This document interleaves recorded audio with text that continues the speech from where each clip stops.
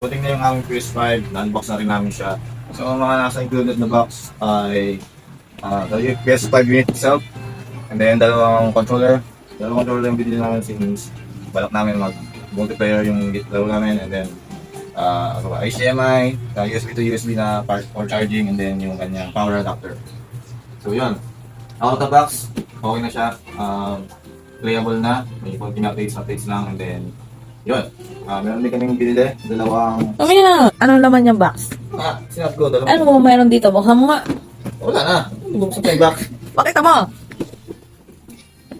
Yan po, mukha po nyo na bagong gising, hindi mapigilan, laro agad.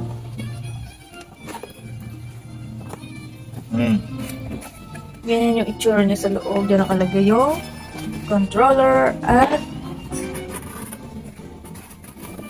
Oh, ayan. Para malaman nyo lang na secure talaga yung deliver sa inyo kasi nakaganyan siya.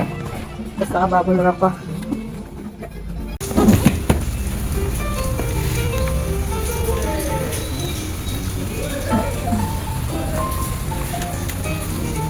Asa yung binigyan natin? Yung pagbubukas. Wala sa akin. Dapat isinend mo. Meron pala siyang libreng games pero download ko siya. Pakita mo nga kung ano-ano yung mga yan. Out of the box na game niya, itong Astro Playroom. Yan yung kanyang pre-installed na game na. So dito sa Astro Playroom, pwede ka na mag-explore para kung yung mga feature nitong controller na to. Free-to-play na game. Meron tayo dito sa PlayStation Store, then baba lang kayo.